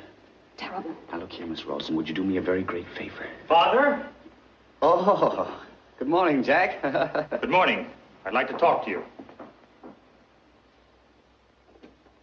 Father?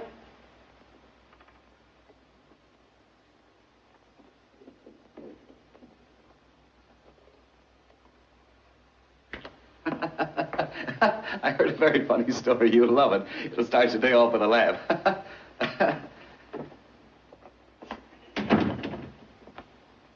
You ought to be ashamed of yourself. Coming home at all hours, making a wreck of yourself. How much longer do you think you can keep this up? Please, Jack, don't scold me. Someday you're going to collapse. Do I look that bad? You look like a ghost. I know you're right, Jack. I know I should change my way of living, but my boy, put yourself in my position.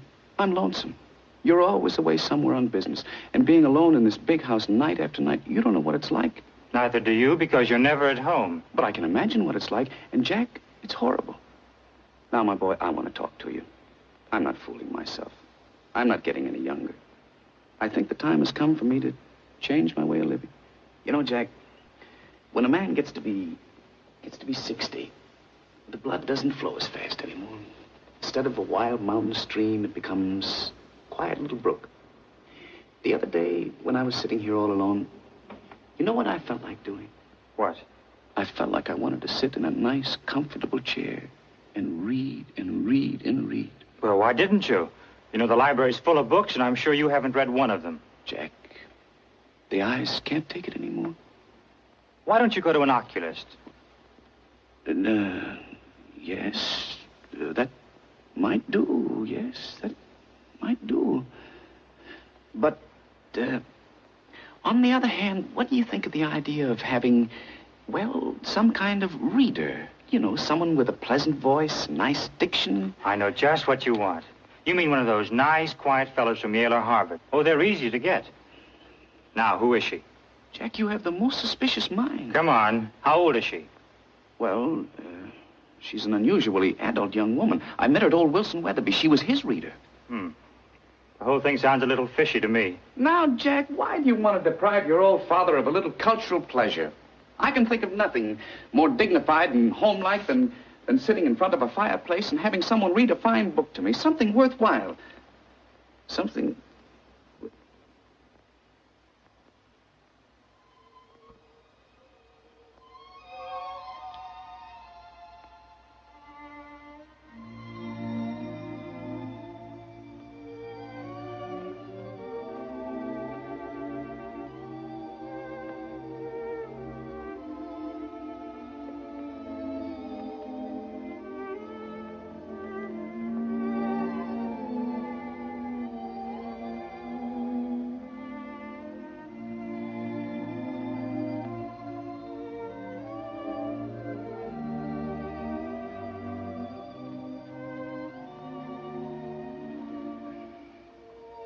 Father, her last thought was that you should be happy. And I promised her I'd see to it. So if you want this young lady to read to you, go ahead with my blessing. No, I couldn't do it. When a man gets to be 60, his life isn't over, Father. Doesn't have to be over. If a man is lonely and he feels that he needs, well... You mean the feminine touch? That's natural. But I think he should find someone closer to his own age. Maybe. Not a girl of, 24. Well, that is a little out of proportion. I'm afraid so. But if, on the other hand, he should meet a cultured woman of... Right. Someone with real dignity? A woman of about 50 or 51. Or 52 or 53 or even 55. That's more like it. Yeah. Jack, my future looks pretty depressing.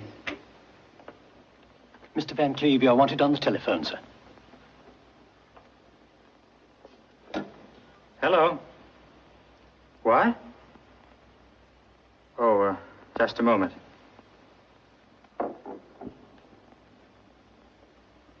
It's for you, Poochie.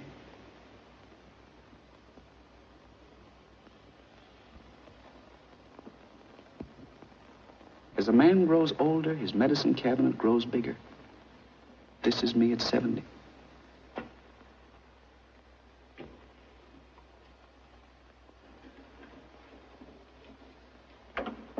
Now, really, there's nothing to worry about. But Mrs. Van Cleve, please... I know, but it was his 70th birthday yesterday, and I didn't have the heart to keep him from celebrating a little. You know, I hate to go to that banquet and leave the old man alone. I'd just as soon stay home. No. It's perfectly all right for you to go. In fact, the fewer people around him, the better off he'll be.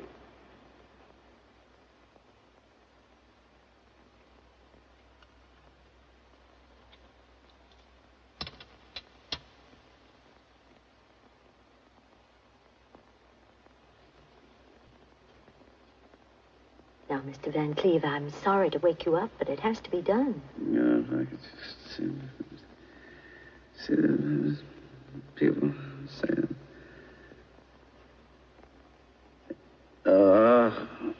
Now, open your mouth, please. Oh, go away, and leave me alone. Oh. What was that dream all about? Oh, I was having such a good time. Just open your mouth. What was that all about? Oh, yes. The door opened, and a man stepped out of a rowboat. He said, Henry, I've come to take you on a trip from which you'll never come back. Please, don't get excited. And I said, my good fellow, if I ever take a trip like that, it'll be in a deluxe cabin. And not in a dinky little rowboat that doesn't even have a bar. So I threw him out, rowboat and all. Good. And what do you think he did?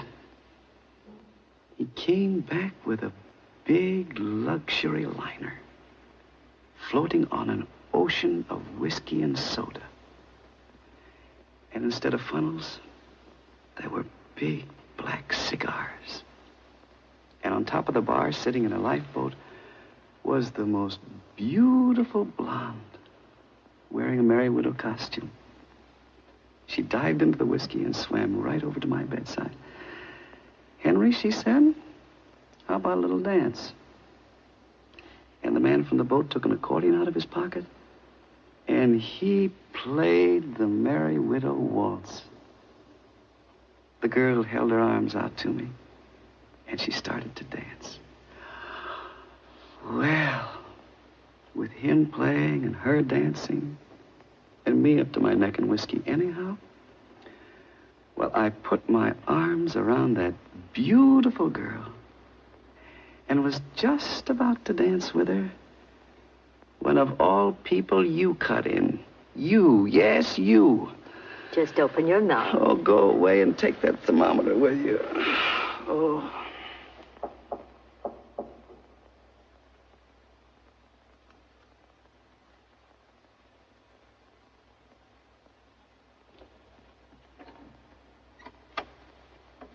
The night nurse has just arrived. All right.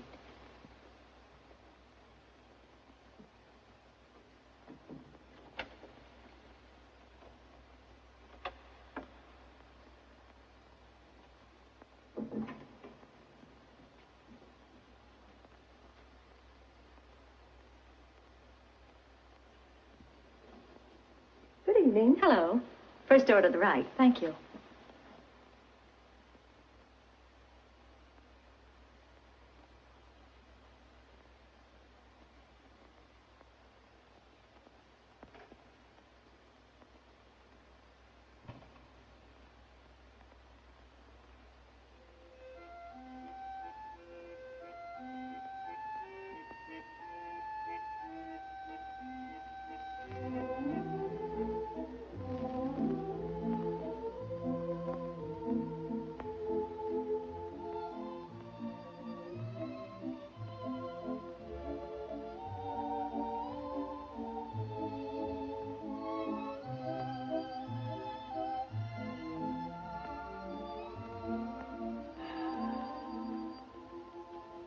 I'd fallen asleep, and suddenly I was awakened by a caressing touch on my forehead.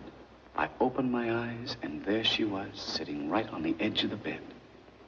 Nellie Brown, registered nurse.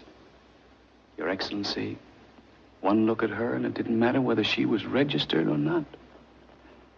Then she took out a thermometer, and she said, "Open your mouth."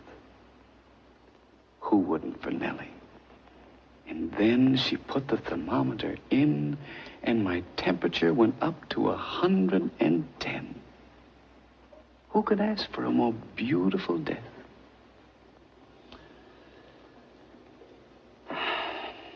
Your Excellency, that's the story of my life. And I'd be grateful if you'd push the button and have it over with. No. Definitely no. I hope you will not consider me inhospitable if I say, sorry, Mr. Van Cleve, but we don't cater to your class of people here. Please make your reservations somewhere else. Somewhere else? But, Your Excellency, if I walk into the lobby of the other place... You mean above? Yes. I know what will happen. They might not even let me register. The doorman might not even let me in. Well, you never can tell. It's worth trying. Sometimes they have a small room vacant in the annex.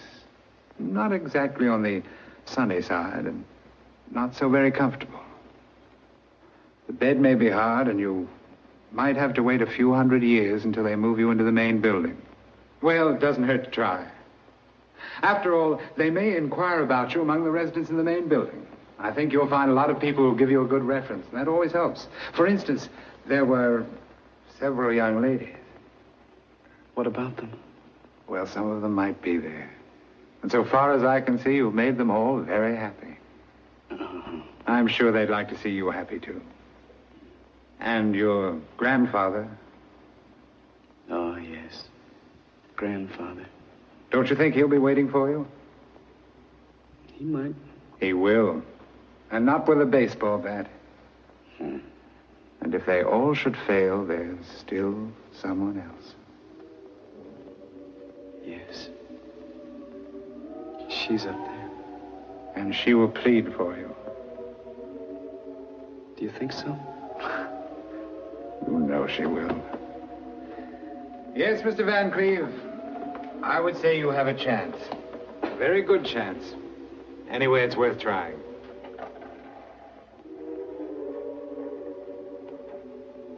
Goodbye. Goodbye, Your Excellency.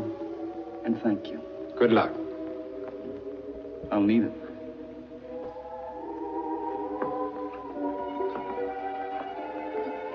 Down?